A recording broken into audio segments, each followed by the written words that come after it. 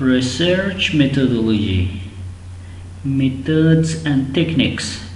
If you want to have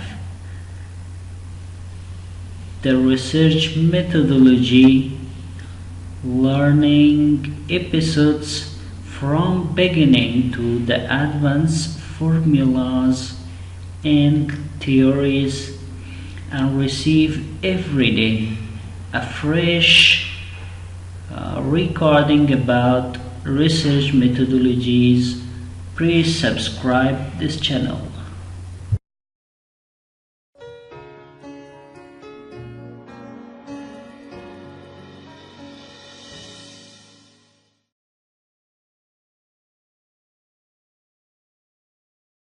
Hi, I'm Carl Weber. Welcome to Video Aided Instructions series on how to write a great research paper. In this series, we'll be providing you with all the tools you need to write a research paper that will get you a high score and will impress your teacher, even if you've never written a research paper before. In this program, we'll be talking about the first step in the process, which may well be the most important step, picking an A-plus topic. But before we begin, we need to consider our overall purpose. What is a research paper, and what does your teacher have in mind in asking you to create one?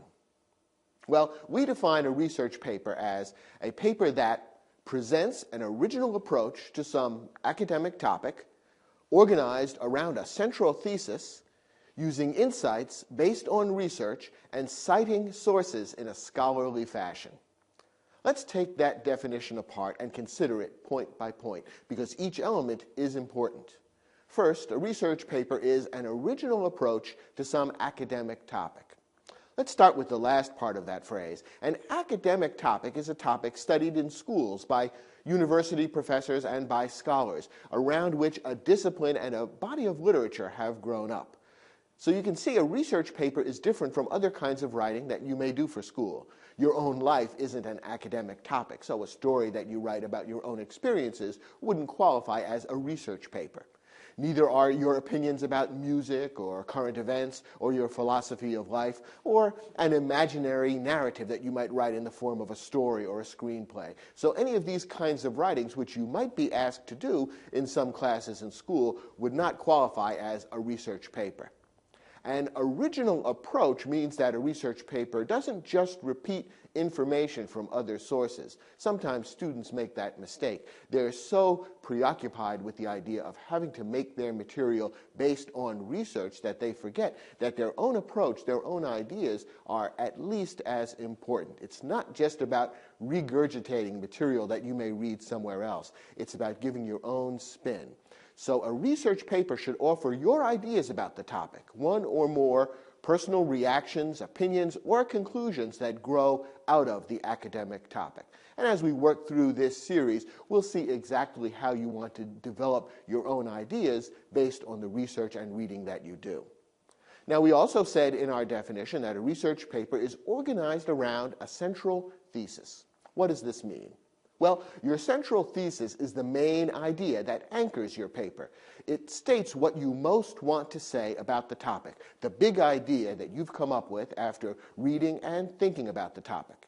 In a good research paper, every fact or idea that's mentioned has some relationship to this central thesis. It may help to explain it, to clarify it, to support it, to challenge it, to amplify it, to elaborate it, or to suggest its importance. Everything that's in the paper ought to fit in with the central thesis in some way. That will give you a well-organized and unified paper. Throughout this series, we'll be talking about the importance of a strong central thesis, how to develop one, how to support it with evidence, and how to present it convincingly. Now, the next part of our definition says that a research paper is written using insights based on research. Now, what's research? Well, research means reading and study of various kinds of evidence, mainly but not exclusively drawn from written materials. Research may be based on all kinds of source materials. Here are some examples of the kinds of things that could be included under the general heading of research. Research may be based on printed materials such as books, scholarly journals, magazines, and newspapers. It may be based on written materials that are not printed, such as unpublished diaries, court records or government records, or the notes of a scientist or a reporter. Research may be based on spoken materials, such as a face-to-face interview that you do with someone, or a recording of a speech, lecture, concert, or broadcast.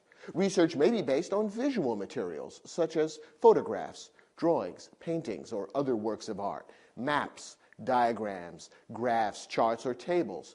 And of course, nowadays, research may be based on digital documents, especially materials on the internet, including web pages, digitized books and articles, online publications, or blogs. Now, what do all these sources have in common? They all contain information of various kinds. And when you write a research paper, you're practicing the skill of gathering information, analyzing it, sorting it, drawing conclusions from it, and explaining and demonstrating those conclusions in written form. And that's what creating a research paper is all about. And all of these processes add up to something called scholarship. And we'll be talking in this program about what the concept of scholarship is and how it fits into the work you do in creating a research paper for school. Later in this series, we'll look very closely at the techniques of research, including modern online techniques that take advantage of all the electronic resources that are now available. And we'll explain how to find good sources of information for your paper and how to use them appropriately. The final part of our definition says that when you write a research paper, you need to cite sources in a scholarly fashion. Well, we used the word scholarship a moment ago. What is scholarship? Scholarship is what scholars do, and scholars are people who practice the arts of scholarship, who operate in a scholarly way, which means building new knowledge by analyzing and learning from what others have done and adding fresh insights to it. Now, when I say scholars, what do you think of? What kind of person does that bring to mind? Of course, many scholars work as college and university professors, and those are the folks who are most often described as scholars. And scholarship is often defined as what college and university professors do. But when you think about it, many people who do scholarly research also have different kinds of jobs. For example, there are people doing scholarly work who work in private business, for example, as researchers for technology companies such as pharmaceutical or computer firms. Some people who do scholarly work in government. For example, there are CIA analysts whose job is to study foreign cultures so that we can anticipate what's likely to happen overseas in terms of political or economic developments. Some scholars work in not-for-profit organizations such as think tanks or advocacy groups. And still other scholars are journalists, filmmakers, or book authors. What all of these people share is the practice of reading, study, and other forms of research which they then use to develop conclusions and ideas which they share with others in written form. So this broad population of people can all be defined as scholars. What they do is scholarship, and when you write a research paper, you're participating in the same kind of activity that all these people spend their lives doing. Together, these people, whom we could loosely call scholars, have created a culture of scholarship that has evolved over time. It includes a set of practices that encourages people to build knowledge based on other people's work. And that means making it easy for others to see how and where one scholar is borrowing ideas or information from another. And this is what we mean by citing sources. It simply means telling people who read your work where you got the information from, and doing it according to specific standardized forms that we'll be explaining later in this series. So when your teacher asks you to write a research paper and to cite your sources in a scholarly fashion, he or she is not just being fussy for no good reason. The idea is that you're participating in this larger community of scholars. You're contributing a little bit of knowledge to the vast body of information that has been developed over generations by all these scholars in all these different walks of life. And to communicate clearly with others in the scholarship community, you need to write in their language. And in this series, we'll teach you how to do that. Now, the length of a typical research paper varies greatly depending on the purpose. We've given some indication of the many varied forms that research can take, and that certainly affects the format and length of the kinds of writing that scholars will do under the guise of a research paper. Some scholarly magazines or journals may publish research papers that are very short, just 3 to 5 pages in length. By contrast, a PhD thesis, which is the lengthy scholarly or research paper that someone would do in order to earn a doctor's degree, such a thesis is usually hundreds of pages long, the equivalent of a book. In this series, we'll be assuming that you're writing a research paper that's 10 to 15 double-spaced pages in length, which probably means about 3,000 to 5,000 words. This is the length of a typical term paper for an upper-level high school or lower-level college course. And we'll assume that that's the kind of paper that you're being asked to write. Most students who are asked to write a research paper for the first time will probably have to write something of about that length. Now, if you are a high school or college student, you may be wondering at this point, why do you need to learn to write a research paper? After all, you may say, I'm probably not going to become a college or university teacher, so I'm probably not going to spend my life as a scholar. Why is it necessary for me to learn to write the language of scholarship and play act being a scholar for the purposes of writing this paper? Well, those points are valid, but there are three good reasons we can think of why learning to write a research paper is important and therefore required of almost every high school and college student. Let's take a quick look at these three reasons. First, education, of course, is about the value of knowledge, and a research paper is all about uncovering knowledge and building upon it. So the ability to do research and use it intelligently in writing is a basic tool of any educated person. And this is why, over the years, high schools and colleges have agreed that being able to write a research paper is important for any educated person. You need to be able to draw information from many sources and organize it thoughtfully in a piece of writing. That indicates that you understand what you've read and have made it your own and contributed to the advancement of knowledge in some small degree yourself. So part of being educated is being able to write a good research paper, and that's why it's required in most schools. Second, there are actually practical life reasons why being able to do effective research may be important for you. In today's economy, which is often called the knowledge economy, more and more people are using research skills in their daily work. University scholar Jacques Barzoun once defined an intellectual as anyone who carries a briefcase to work. That's a pretty broad definition, and by that definition, you could say that we live today in a world of intellectuals, since more and more people don't work with their hands, but instead work with their minds and with ideas, carrying a briefcase to work and working on a computer and wrestling with words and information on a daily basis. The point is that working with facts, information, and ideas is a fundamental category of work today, and the chances are good that you'll be doing that kind of work in your lifetime. So if you're going to participate in the knowledge economy, the skills that are involved in writing a good research paper will be useful to you in your daily life, even if you're not a university professor. Finally, understanding how to analyze, evaluate, criticize, combine, and draw conclusions from information sources is crucial to everyday decisions, including decisions like what products to buy, who to vote for, where to live, what job to take, and what government policies to support. Think about it. Anytime you face a complex decision like one of these, what do you have to do? Well, you have to read sources of information, which may be from newspapers, magazines, guidebooks. They may be online. You need to figure out who's telling the truth. Which resource do you believe? Who do you think is most authoritative? You need to combine ideas that may differ or disagree with one another. Figure out which one is most accurate and put it all together in a way that makes sense so that you can then make the decision that's best for you. All of these are research and thinking skills, which are very much like those that are involved in writing a research paper. So it may be that in your life, the most important thing you ever research is what car to drive or what house to buy. Even if that's the only kind of research you ever go on to do, you'll be glad that you've developed research skills like the ones that we'll be teaching in this series. Now that you understand what a research paper is and why it's an important skill to develop, you're ready to begin thinking about how to create a great research paper. And that starts with choosing an A+ topic, which is a surprisingly challenging thing to do.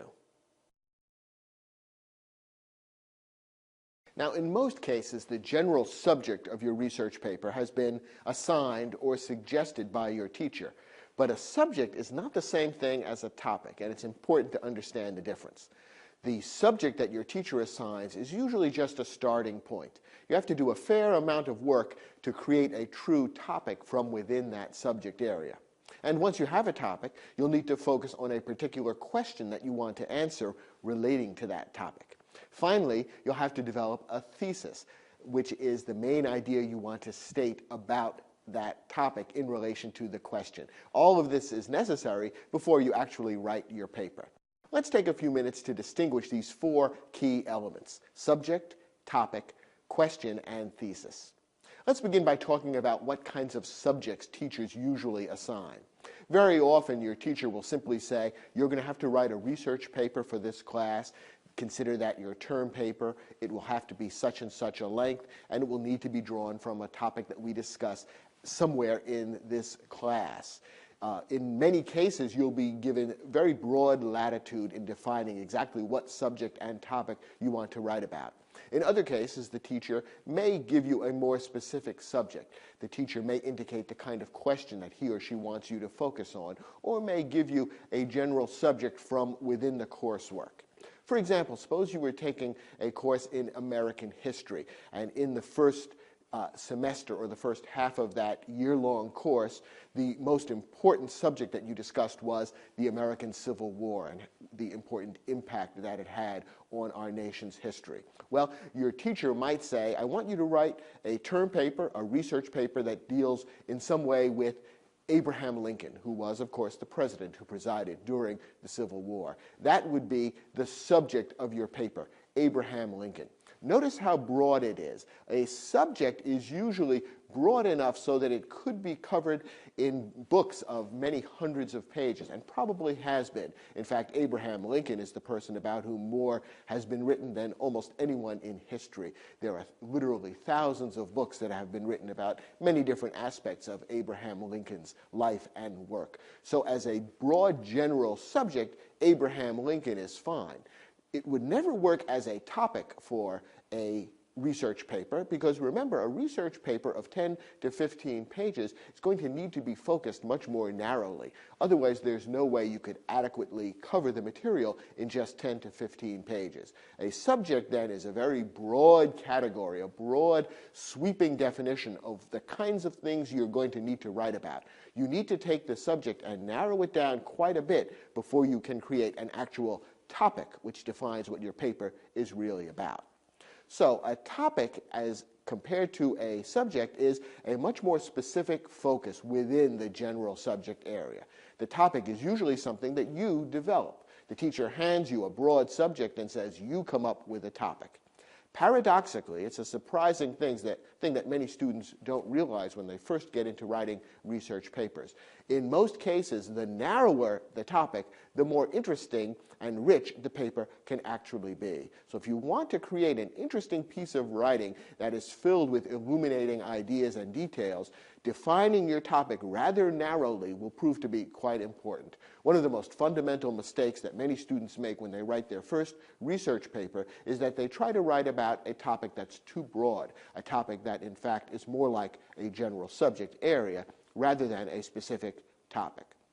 Let's go back to the American history class. Let's say your teacher has asked you to write something about Abraham Lincoln. Well, you need to define the topic more narrowly, and there are many, many ways you could do this. You could write something about Lincoln's views on slavery. You could write something about the political tactics that he employed. You could write something about his psychology. There have been authors writing lately about the fact that Lincoln may have suffered from clinical depression. You could write about that. You could write about Lincoln's marriage. There are any number of specific topics within the broad general subject of Lincoln that you could choose to write about. What they all have in common is that they take that broad general subject area and define a much more narrow area of interest within the broad subject, and that's the topic.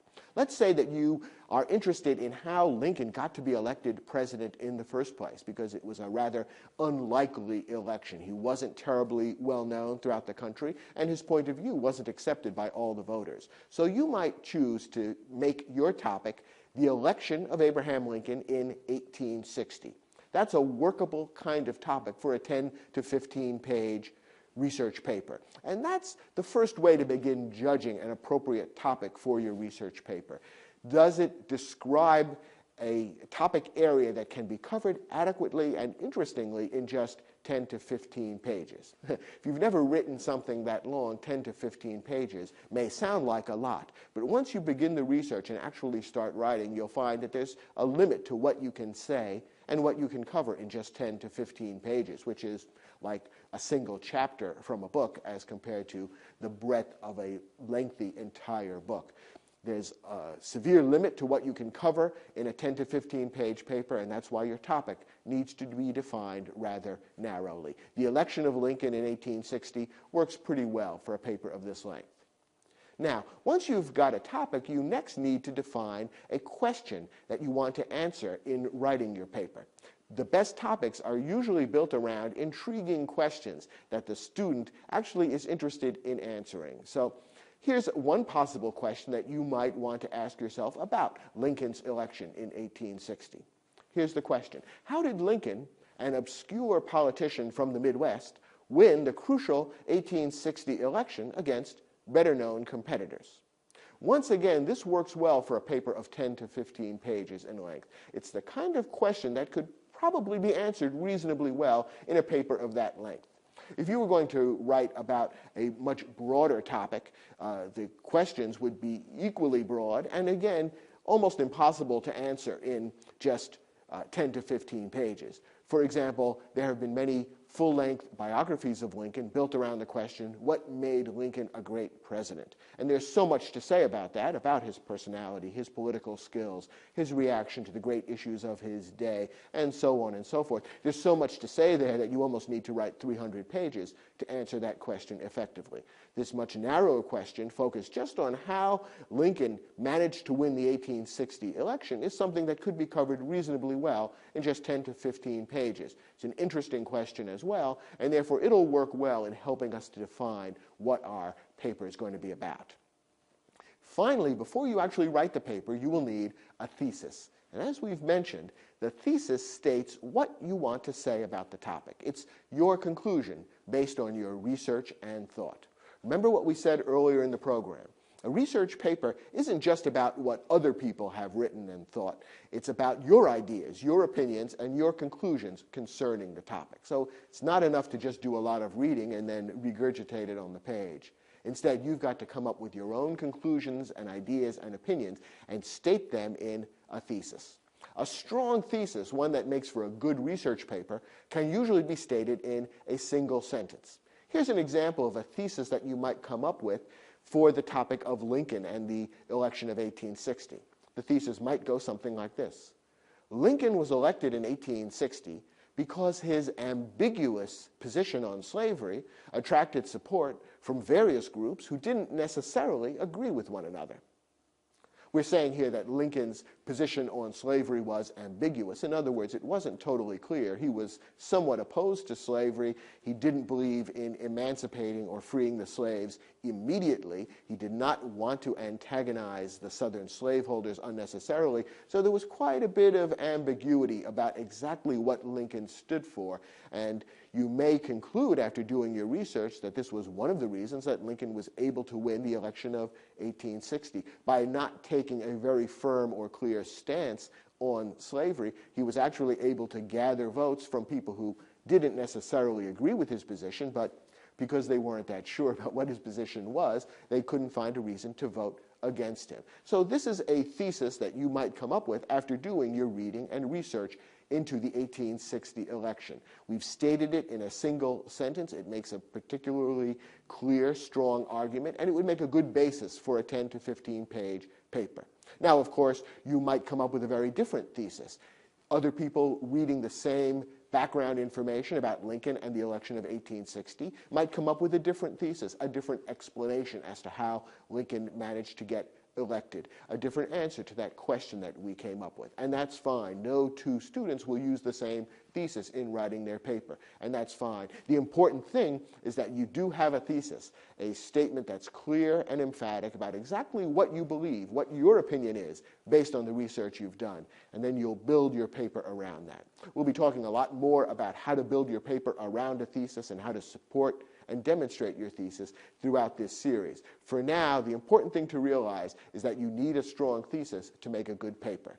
The sentence that states your thesis may or may not actually appear in your final paper. That's not important. The most important thing is to have a thesis, to state it in a sentence, because that will create a focus around which you can build the entire paper. Let's consider a couple of other examples about how you would go from subject to topic to question to thesis. Suppose you were taking a course on art history and you were learning in this course all about modern 20th century painters, Matisse and Chagall and Picasso and many others. You might be asked to write a term paper about Picasso, or you might choose Picasso as simply a painter that you were particularly interested in. And so your general subject area for your research paper might be Picasso. Now, Picasso lived for many decades and created thousands of works of art, paintings, sculptures, collages, and so forth. Tremendously influential artist, worked in many different styles. There's much more to say about Picasso than could possibly be covered in a 10 to 15 page paper. He's like Lincoln in that hundreds or thousands of books have been written about Picasso. So Picasso works fine as a subject, not as a topic. You're going to need to narrow the subject a lot more before you have an area that could be covered adequately in 10 to 15 pages. Well, one way of narrowing the broad subject area of Picasso to a specific topic might be to pick one work of art and do an analysis of some aspect related to that work of art. Now, one of Picasso's most famous and influential paintings is a painting called Guernica, a painting that he painted at the time of the Spanish Civil War in the 1930s, and it has a political motive behind it. It deals with the bombing by German forces of an ancient, very historic cultural city in Spain called Guernica. This was viewed with horror at the time. It was considered an act of barbarity by the fascists who were trying to take over Spain. And Picasso, who was a native of Spain, was deeply moved and troubled by this event. And he decided to paint the picture Guernica as an act of protest against this modern barbarity, the attack on this wonderful city that he loved. And the painting Guernica became a very influential anti-war statement. It hung for decades in the Museum of Modern Art in New York City because Picasso had given it to that museum with the proviso that it could be returned to his native Spain only after a democratic government was installed in Spain. And in fact, this did happen many years after Picasso's death, and Guernica now is in Spain. So you can see there's a rich history behind this painting of Guernica, and it would certainly make an interesting topic for a 10 to 15 page research paper. You could write quite a bit, and there'd be a lot of interesting stuff to read about this wonderful painting by Picasso. Now, you need a question to focus on. Once again, it's not enough to just have a topic, although that's an important step in the right direction. You need to think about what question am I going to try to answer in my paper. That will help us lead toward a thesis, something specific that we want to say. Well, there are many things that could be asked about Guernica. How did Picasso paint it? What is the story behind his choosing this topic? How can we explain the various stylistic elements of the painting? For example, some art critics have pointed out that the painting really doesn't depict modern warfare. You don't see bombers or tanks in the picture. Instead, you see archaic symbols of war, such as the broken sword in a soldier's hand. So in an odd way, although Picasso is writing about a modern tragedy, he is using symbols and images drawn from ancient warfare. Why did Picasso choose that style? Would be an interesting question. But here's a possible question that we might use to focus our research paper about Guernica. We've said that the painting had an important political message. A question that we might ask might be, how did people respond to Guernica's political message when it first appeared? In researching this question, we would want to investigate, was the painting controversial? Were there people who hated Picasso for painting it? While did others flock to support him and his work and his political point of view? Did Guernica become a cause célèbre, something that people argued about? And the story behind all of these questions would be quite interesting to write about in your 10 to 15 page paper. So this question focuses on one aspect of the topic of Guernica, namely the response to Picasso's political message. Finally, before writing the paper, you would need to answer that question. You'd need to come up with a thesis which states your main idea in response to that question. You'd need to do the research and the reading and the study and examine the picture yourself before coming up with a thesis, but a possible statement of a thesis in response to this question might be simply this: the way in which contemporary art critics responded to the painting Guernica illustrates how politics can influence our reactions to art. What you might have found, for example, is that conservative art critics hated Guernica because they hated the message, while more liberal or progressive art critics might have loved Guernica because they loved the message. And people's reactions to the art was really colored by how they felt about the political message behind the painting. That might be what you discover from doing your research. You might come up with a different thesis and a different conclusion. Again, that's fine. Two students writing on the same topic, answering the same question, would likely come up with two different theses. The point is to come up with a thesis that strongly states a particular point of view around which the entire paper can then be built. Let's look at one more example. Suppose you were taking an anthropology course. Your general subject for a paper might be early humans, because you might be learning about prehistoric human beings, how they originated in Africa, gradually spread to fill the world. You might be learning about their culture, about the development of different physical characteristics of humans in different areas. You might be reading and studying about the invention of agriculture, the invention of metallurgy and language, and various other things that make modern human beings what they are today. So the general subject of early humans might be a broad category of subject area within which you need to define a specific topic. Okay, you might have discovered from your work in the course that the question of when human beings first came to the Americas has become a controversial one in recent years. So you might want to choose a topic based on that. Since you might be from America, you might be particularly interested in how early humans first came to America. So you might choose a topic something like this: the spread of early humans from Eurasia into the Americas. So that's your topic. Notice how much narrower it is than the broad general subject of early humans. Now we've defined a topic area that's narrow enough so that 10 to 15 pages might be enough to cover it pretty well. Now we need a question, something that we're interested in finding out about this topic. The question might be something like, how has our understanding of the spread of early humans into the Americas changed in recent years? In other words, you might be curious about what the most recent findings are. Archaeologists and scholars are constantly finding new sites where early humans first lived in America, with arrowheads and tools and signs of ancient fires, all of which add little by little to our knowledge of early humans in the Americas. So you might be interested in writing a paper based on research into what those most recent findings are. What are the new discoveries, and what do they tell us about early humans in the Americas? And after doing your research, you need to come up with a thesis that summarizes in a sentence the main point of the paper, your main answer to the question. Here's a possible thesis. Recent archaeological evidence suggests that humans migrated from Eurasia into the Americas thousands of years earlier than formerly believed. In other words, the timeline that historians and scholars now assume to be true has been changing quite a bit as new evidence has been discovered. It seems that humans came into the Americas much earlier than was previously thought. And you could write a nice 10 to 15 page paper summarizing the recent studies, why scholars are changing their minds about the timeline, and all of that could be explained quite nicely in 10 to 15 pages. Well, now that you've seen the difference between a broad subject and a narrower topic, the question that you want to ask about the topic, and the thesis, which answers that question, now that you understand what these 4 steps are in creating a paper, you might be wondering, how do I get from subject to topic and ultimately to thesis? Well, the first step is reading around your subject and narrowing your research focus based on what you learn.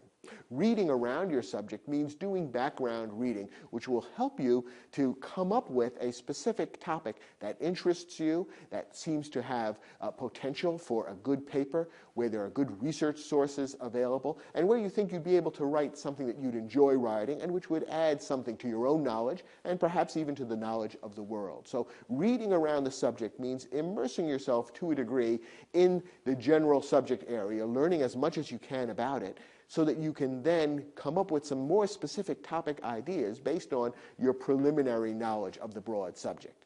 Now, of course, your practice of reading around the subject has really begun just by taking the particular class that you're taking for which you've been asked to write this research paper. You've undoubtedly been reading all kinds of materials and listening to lectures in class about the general subject area, so your background reading has already begun. But when the time comes to write your term paper or your research paper, you'll want to do some specific focused reading around the subject area that you've been assigned for the paper to deepen your knowledge of the subject and help you choose a more specific or narrow topic within the broad subject that would work for you for writing a research paper. What are some of the good sources for this kind of background reading? Well, here are some suggestions for where to get started. First, of course, there's your course textbook. Not every class involves an assigned textbook, but many do. And if you've been given a textbook in the particular course, read the chapter or chapters that deal with the general subject area you've been asked to write about. As you read, make notes of what interests you. What questions seem to be raised by the material that you're reading about? What sorts of things would you like to learn more about? Any of those could be potential topic areas. Another good source is books that you locate by browsing your local or school library for an hour or two. How can you locate these kinds of books? Well, I'll give you some specific suggestions in a minute, but the best general way to begin would be to go to the catalog of your library, which may be available online, or it could be in card format, or ask a librarian where to locate the catalog, and find the appropriate shelf where books on the general subject area are to be found. So, for example, if you were going to be writing about Picasso's painting Guernica, you'd want to find a particular shelf where books about art history and specifically about Picasso are located. And spend an hour or two browsing that shelf. You'll probably find a handful of books about Picasso. Pull them down, flip through them, and get a sense as to which one or ones are the most interesting to you and the most likely to yield ideas for a good topic. We'll be giving you some examples about exactly how to do this. But browsing in your local library, once you've identified the appropriate shelf, is a good way of doing some background reading and finding good sources for reading around your subject. Browsing in the library works well because it allows serendipity to take place. That word serendipity means the ability to make happy discoveries by accident. People who are gifted with serendipity often come up with wonderful ideas that other people don't. And one of the good ways of giving yourself a little serendipity is to browse the library. Don't just look for a specific book that you've been told to look for. Instead, take a look at the entire related shelf. You may stumble upon a book that turns out to be a wonderful source. A third good source for your background reading is an encyclopedia article, which will provide you a short overview of current thinking about the subject. Now, here's a warning. For most term papers, an encyclopedia article would not be considered an appropriate research source. So when we get into a later stage of this series and we're talking about the actual research that you're going to do in developing your thesis and writing your paper, we are not going to recommend encyclopedia articles. Encyclopedia articles give a good once-over lightly. They're good for background reading, but not as reference sources. So you use the encyclopedia article at this stage of your research, not later in the program. We'll remind you about that, but that's important to realize. Encyclopedia articles are good basic reference tools. They are not detailed research sources on which to rely when writing your paper. Having said that, an encyclopedia article can be a very good place to start your background reading. If you know little or nothing about the subject, and Sometimes teachers will assign research subjects that they are not specifically covering in class. Then an encyclopedia article can be a good way of getting some general background. And an encyclopedia article, in any case, may touch on some aspects of the subject that your teacher in class has not talked about. Now, of course, there are many encyclopedias available, and your reference librarian will be happy to point out where they are in your school or local library. There are encyclopedias such as the Encyclopedia Americana, the World Book Encyclopedia, and available online is the Encarta Encyclopedia from Microsoft. Probably the most respected encyclopedia in the print world is the Encyclopedia Britannica. And let's take a moment to talk about the structure of the Encyclopedia Britannica, since I am recommending that you use the encyclopedia as a good source of background reading, and in particular, the Encyclopedia Britannica is considered the most authoritative of all encyclopedias. So I recommend you start there. Some students find the Encyclopedia Britannica confusing because of its unusual format. As you probably know, most encyclopedias are made up of articles on many different subjects arranged simply in alphabetical order. So if you were interested in reading about Picasso, you would look under the letter P, and by Jove, you'd find an article about Picasso there in virtually any encyclopedia. The Encyclopedia Britannica is a little different, and we'll look at it in more detail in a moment. But what you need to know about the Encyclopedia Britannica is that it's really divided into three parts. We're talking now about the current 15th edition, which is the one you're likely to find in any library. The three parts of the Encyclopedia Britannica are called the Propoedia, the Micropedia, and the Macropedia. What do these mean? Well, the Propoedia is a one-volume index to all the rest of the Encyclopedia Britannica, and as we'll see, it's a good place to start your reading.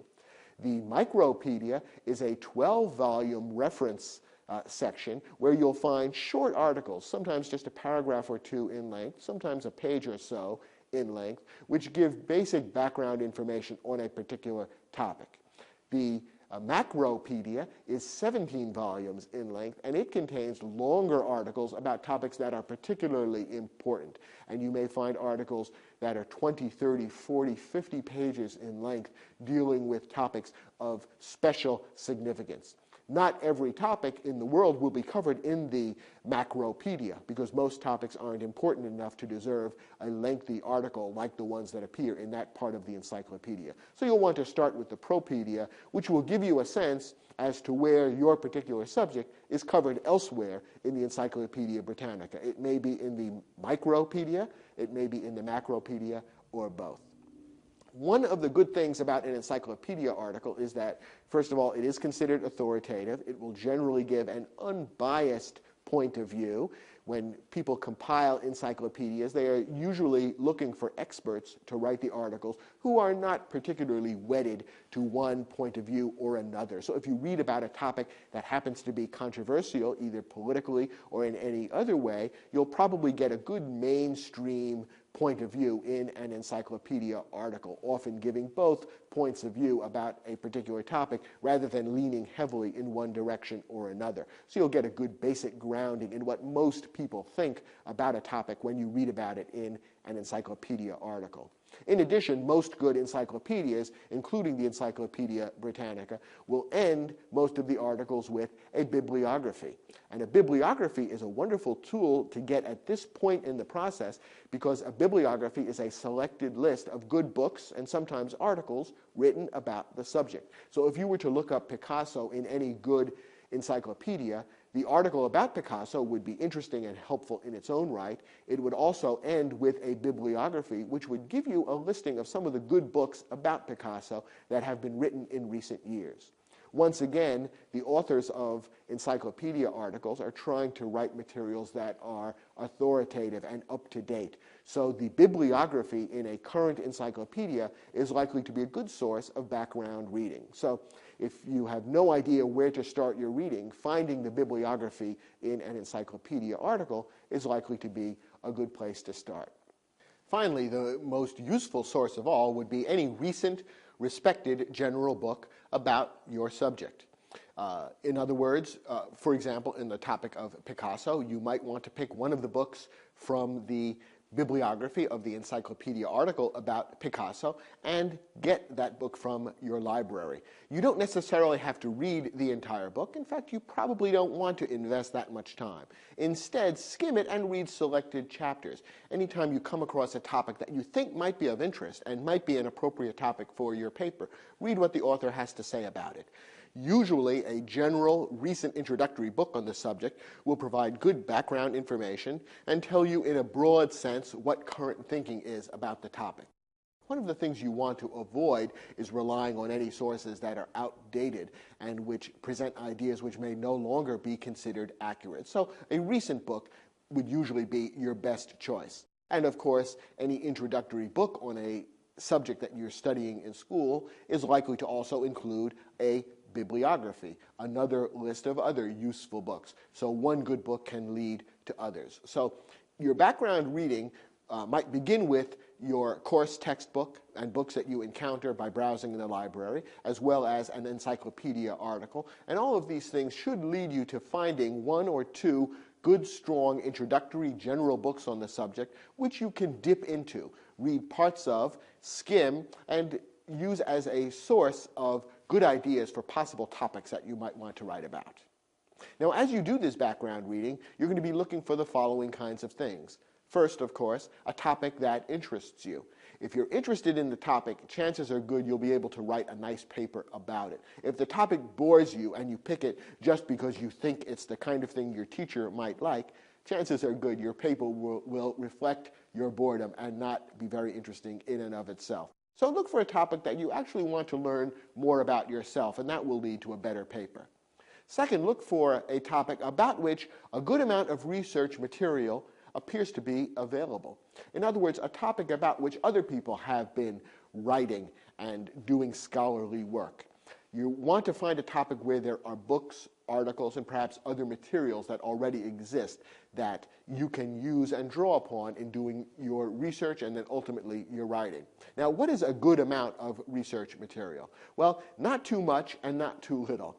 If there's a particular topic which is mentioned in every book and article on the subject and which everyone seems to have a similar opinion about, then it's probably not an appropriate topic for your paper because the topic has probably been overdone. It is now taken for granted. There's nothing really fresh or interesting to say about it. There's no question that hasn't been answered a million times, and therefore it probably will make a rather boring paper. So a topic that has been written about everywhere is probably not the best for your paper. On the other hand, a topic about which there's very little research material available will be very hard to write a research paper about. Chances are the topic is very obscure, it perhaps is not very interesting or important, and in any case, finding research materials that you can draw upon in doing your writing will be very difficult. So if you stumble upon a topic that interests you, but you find that the bibliographies of the books you look at don't seem to contain any reference materials about that topic, you may be getting a warning there that that's not really going to work. At this stage, it may be tough to tell how much research material is available. When we get into the nuts and bolts of research in later programs, you'll get much more of a sense of how to do that. But it's something to bear in mind as you consider possible topics. You want one where there's a good amount of research material available. Not too much, not too little. Finally, you want a question that seems intriguing and is not obvious, and that's the right scope to be handled in 10 to 15 pages. In other words, neither too broad nor too narrow. As we've seen, there's a big difference in writing a 300-page book versus writing a 10 to 15-page paper. And you want to come up with a question which can be answered adequately in 10 to 15 pages. Notice we haven't said anything about coming up with a thesis. You don't want to try to answer your question yet because you probably don't know the answer to the question. In fact, if you know the answer to the question too early in the research process, that may mean it's a boring question, too obvious and too easy to answer. The whole purpose of the further research you will be doing later on in the process is to answer the question. So don't feel you need to come up with a thesis yet. At this early stage of background reading, you are looking for a good topic and you're looking for an intriguing question, but not yet for a thesis. Let's consider a couple of examples of how you could use your background reading to go from subject to topic to question. Suppose you were taking a science course dealing with the history of science, how scientific ideas emerged and evolved over time, and you were assigned or had decided that you wanted to write about the general subject of the theory of evolution. Okay, it's a very broad subject about which hundreds or thousands of books have been written, and there are many possible topics within that. You would need to do some background reading to narrow that general subject of evolution. Your background reading might begin with a biology textbook or the history of science book that you used in your class. You'd go through it, focus on the sections related to the origins of the idea of evolution, and look for a particular topic that was of interest. You would probably want to grab an encyclopedia and read the related articles about evolution and perhaps about the great evolutionary thinkers, such as, above all, Charles Darwin, the 19th century scientist whose name is most associated with the theory of evolution. And at the end of those encyclopedia articles, you'd find what? Of course, a bibliography, which would recommend some good recent books on the subject. And you could then use your library to find a couple of those introductory books and skim through them in search of interesting ideas. Now, when we went to our library looking for background reading about evolution, here are some of the things that we found. First, we went to the Encyclopedia Britannica and looked at the Propoedia. Remember, that's the one-volume index of the Encyclopedia Britannica. It's one volume that gives you guidance on using all the other volumes of the encyclopedia. And what we found is that the Propoedia begins with an 8-page table of contents. That's the first place to look. And this 8-page table of contents divides all knowledge into 10 different subject headings. Part 1 is matter and energy. Part 2 is the earth. Part 3, life on earth, and so on, going through all the areas of human culture and history, all kinds of topics that would be covered somewhere in the encyclopedia. Well, where would evolution be within this 10-part structure? By leafing through it, we can figure out that evolution appears in Part 3, which is headed Life on Earth. And Part 3 is itself divided into 5 different sections, of which the first section, called Division 1, is headed The Nature and Diversity of Living Things. And within Division 1, there are 3 subject headings. Subject heading 311 is Characteristics of Living Things.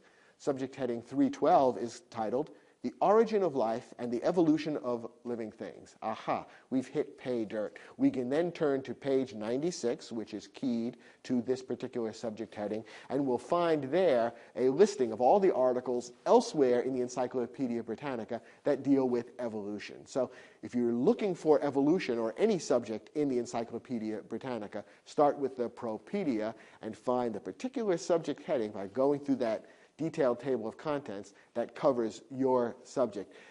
Turn to that page in the Propoedia, and it will tell you what other articles in the Micropedia and Macropedia are most relevant. So within a few minutes, you'll have pinpointed the specific pages in the broad Encyclopedia Britannica that cover your subject and which would make good background reading.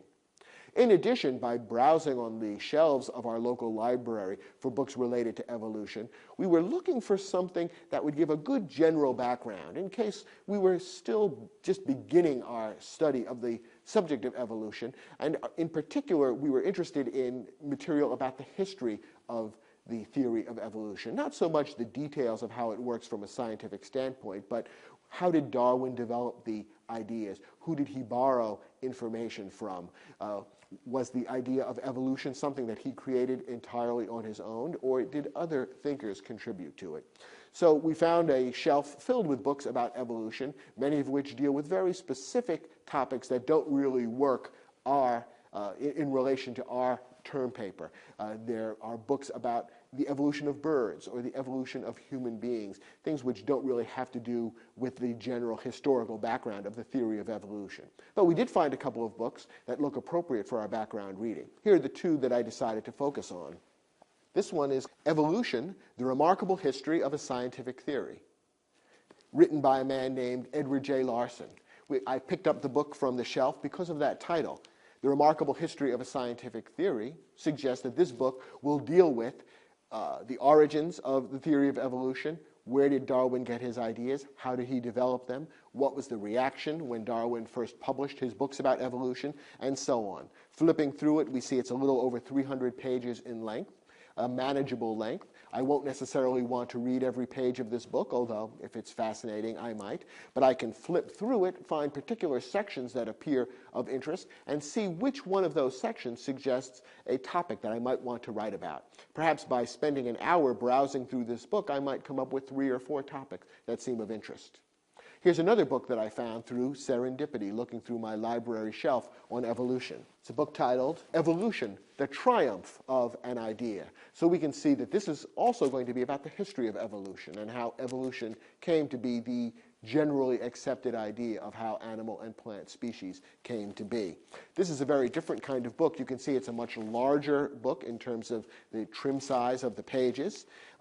In terms of page length, it's 360 pages, so it's a little longer. But on the other hand, it's very heavily illustrated, filled with color pictures that relate to evolution. So although it's a heavier book in the literal sense and a larger book than the other book, it's also going to be easy to read because it's got these nice pictures to illustrate what you're learning about and make it easier and more pleasant to read.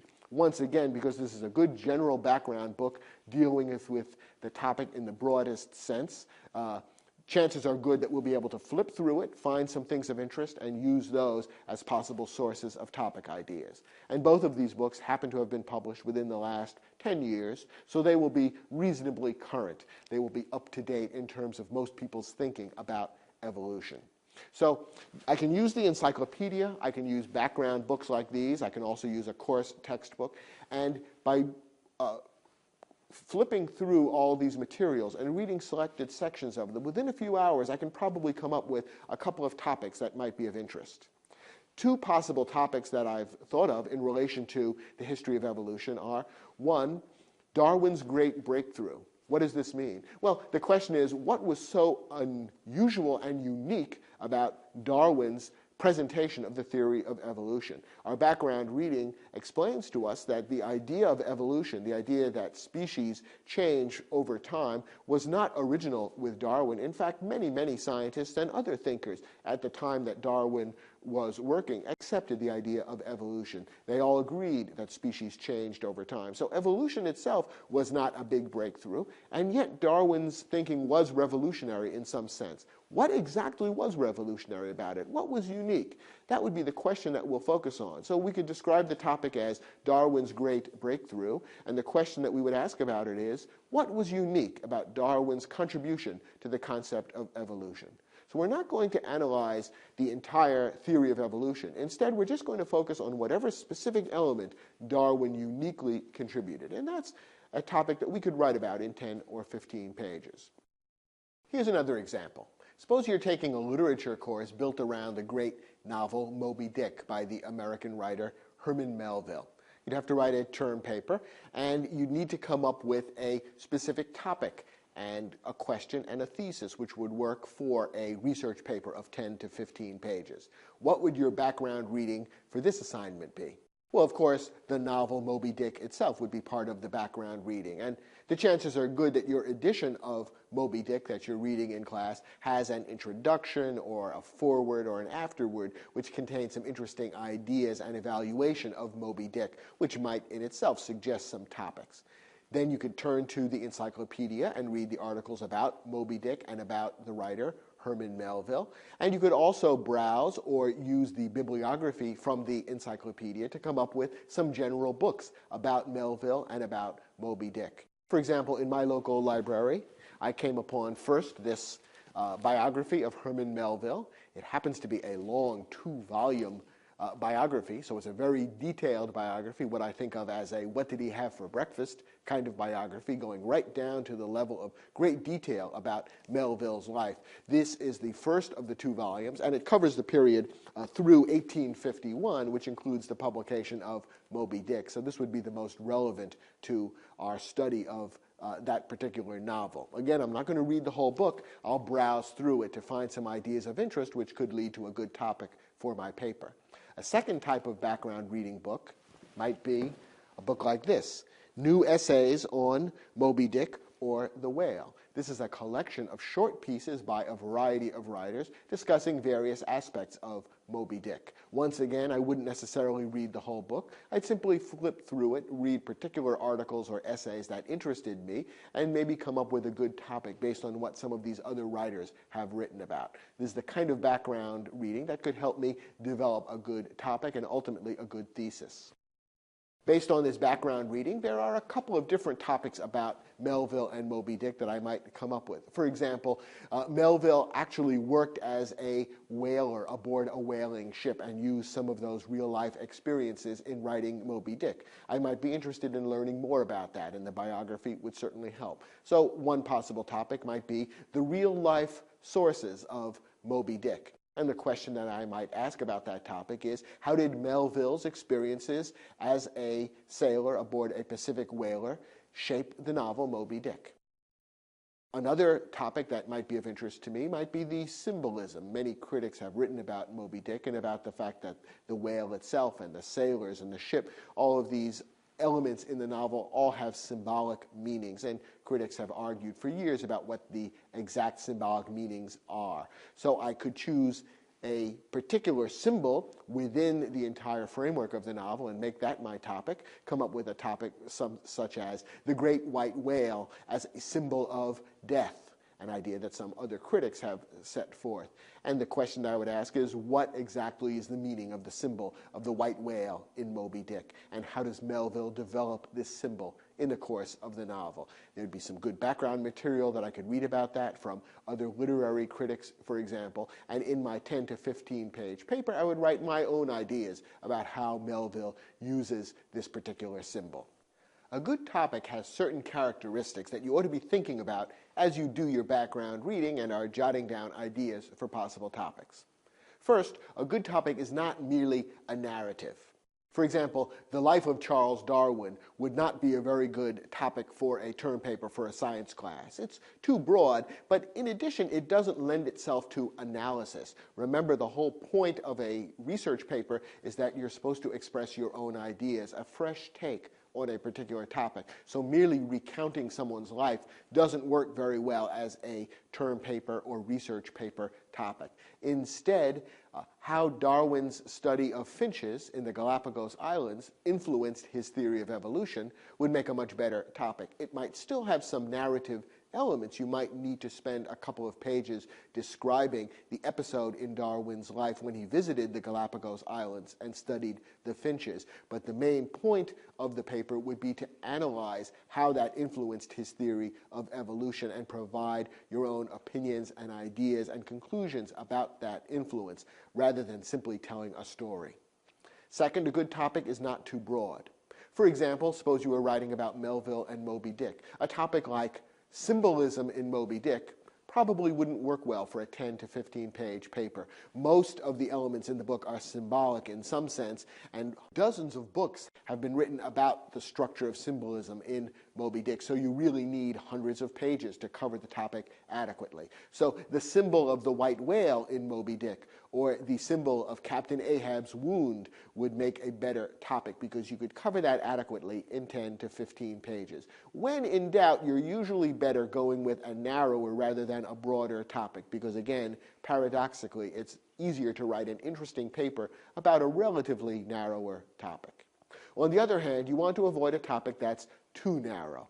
That would simply be a topic about which there's very little actually to say. If you can adequately discuss the topic in just 2 or 3 pages, then a 10 to 15 page paper is going to feel very padded. So, for example, in that same topic area, the biblical meaning of Captain Ahab's name would be too narrow a topic, I think, for a 10 to 15 page paper. It is true that there's a character in the Bible named Ahab, and Melville probably had that person in mind when naming his main character in his novel, Captain Ahab, but you could probably discuss the meaning of his name in just a couple of pages.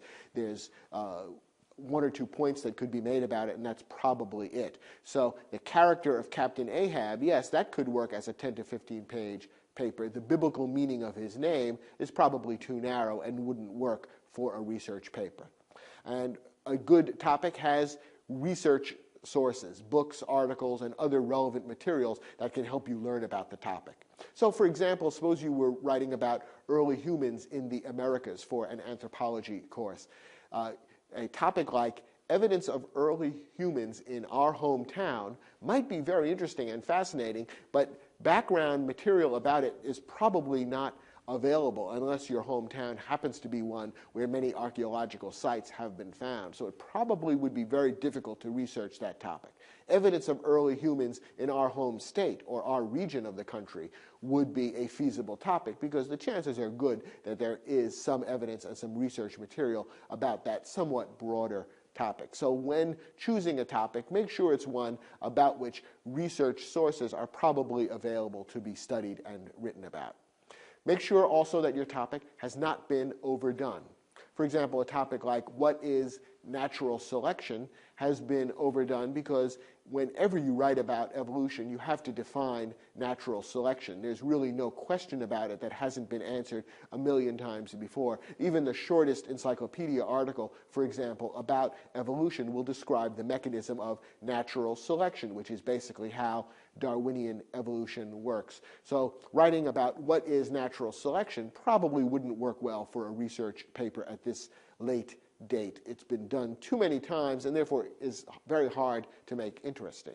A better topic might be something like, how did the writings of Malthus influence Darwin's idea of natural selection? Malthus was an economist and philosopher who is sometimes said to have influenced Darwin because his writings about how overpopulation led to the death of groups within a population influenced Darwin's thinking about natural selection and helped him come up with this aspect of the theory of evolution. It's a topic that has been written about before, but isn't so commonplace that everyone who writes about evolution mentions it, and therefore that could be suitable for a research paper. And finally, once again, pick a topic that interests you. Trying to reflect your teacher's perceived interests rather than your own usually doesn't work.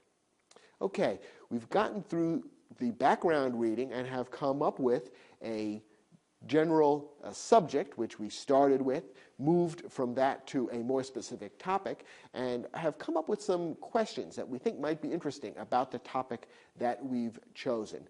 Before we go on to the more detailed research stage of the process, we need a working thesis, a tentative thesis that we're going to use as a basis for our research. And the next thing we're going to talk about in this program is how do you come up with a good working thesis. Remember, your thesis is what you want to say about the topic. It's the answer to the question that you've posed yourself. Rather than simply summarizing what you've read elsewhere, it states your idea, your opinion, your conclusion. Now, before beginning your research, you want to develop a tentative or a working thesis. It's not a definite answer. Instead, it's a possible answer to the question, and it's one that you're going to then test by the research that you're about to do. Think of it as being like the hypothesis that a scientist tests when doing lab experiments or field research. It guides your research because your research can then be built around, is my working thesis true, is it false, or is it in need of modification? The whole point of the research then is to answer that question. Now, what makes a good working thesis? Of course, you don't know at the start whether the thesis is correct or not, so that doesn't matter. What you simply want is a thesis that matches the following three criteria. First, it can be stated in a single clear sentence. Second, it is a positive, non-obvious statement. And third, it can be tested through your research. Let's look at some examples of possible working theses and see which ones meet these criteria and which ones don't, and how to improve the ones that don't work very well. Suppose you were taking an American history or a Black Studies course and you wanted to write a paper about the general subject of Malcolm X, who was, of course, the great civil rights leader, the great black leader who was assassinated in the mid-1960s and who has been the subject of much controversy since his death over the nature of his ideas and how they were evolving. You would do some background reading, of course, including, for example, his autobiography and some books or other materials that have been written about Malcolm X. And at a certain point, you would begin to narrow your focus onto one particular aspect of Malcolm X's life, work or philosophy, and then you would need to come up with a working thesis that you would then test in your research. Let's look at some examples of good and bad working theses that might or might not serve to guide the research that you would do into the life and thinking of Malcolm X. Try this as a working thesis. Malcolm X's changing attitudes toward racial integration. How does that work as a thesis? Well, actually, this is not a thesis at all. Notice that it's not stated in the form of a sentence. It's simply a phrase describing a general topic area. Therefore, it doesn't match our criteria for a good thesis because it doesn't make a positive statement.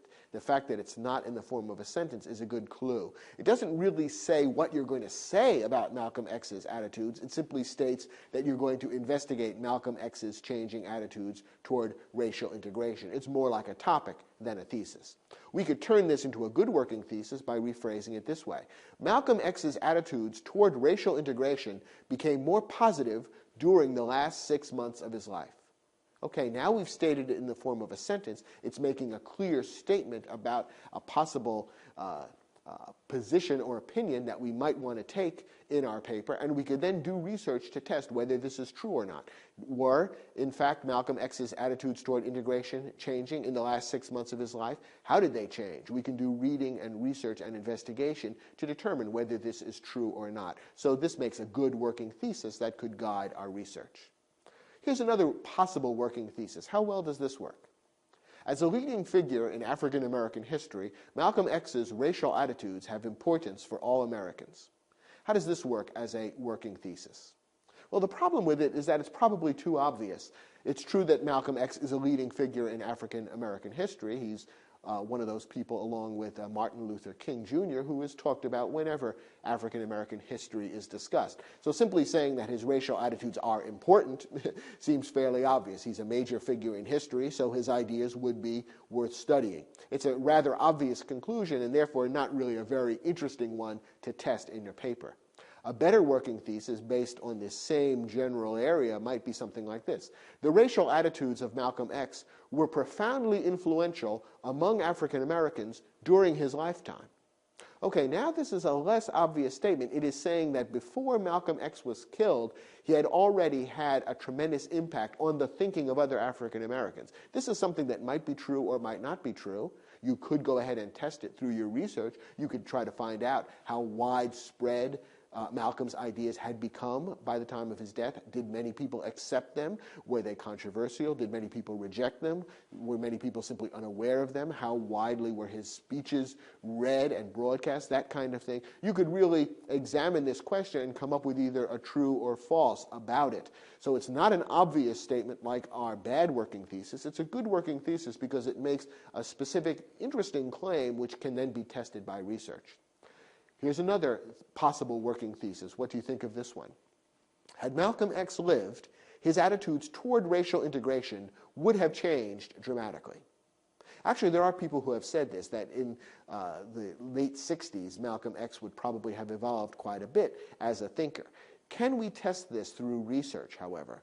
The problem with this as a working thesis is it's rather difficult to test what might have happened if someone had not died. You could write a very interesting short story or novel imagining a world in which Malcolm X did not die and imagining how he might have evolved as a person and a thinker. But it's rather hard to come up with a definitive answer based on research to a purely speculative question like this.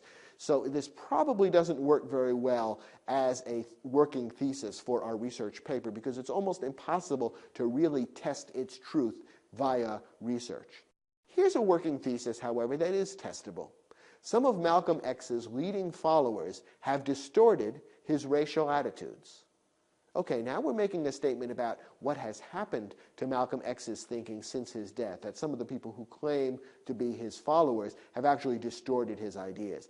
We could test this by reading Malcolm X's own philosophy and comparing the things he said to the things that his followers said and see, do they really match up, or have the followers taken Malcolm's ideas and distorted or changed them? So this is something which we can do research to test and decide, yes, it's true, or no, it isn't true, as opposed to the bad working thesis, which is not really testable.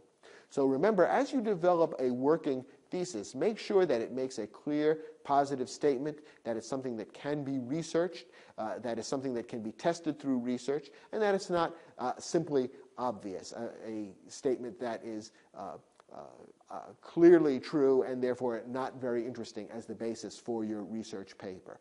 It doesn't matter too much what you actually state in your thesis, that is, whether it's a positive or a negative, for example, because we don't know at this point whether it's true or not. The point is to make a positive statement of some kind that can in fact be tested. It will then serve as a guidepost for the rest of our research, and the purpose of that research will be to determine, is my working thesis true or false? And you will report your results in the research paper that you ultimately write. Well, now that you've done some background reading, narrowed the broad subject into a more specific topic, and developed a working thesis to test, you're ready to begin your research. And in our next program, we'll tackle the first stages of doing your research. If you're getting ready to take your SAT, don't forget, your score can make or break your chances of getting into the college of your dreams. That's where Video Aided Instructions SAT Series, a complete SAT course on DVD, can make all the difference. Our comprehensive SAT series will help you prepare thoroughly with insider strategies for making sense of tough reading passages and sentence completions, mastering the tricky rules of grammar, usage, and mechanics, crafting a well-written, high-scoring essay, unraveling those mind-boggling math problems, avoiding lengthy computations by using proven shortcuts, and much more. Get that all-important edge over the competition with SAT Critical Reading, SAT Writing, and SAT Math. After viewing these exceptional programs, you'll be able to take the stress out of SAT success and maximize your score.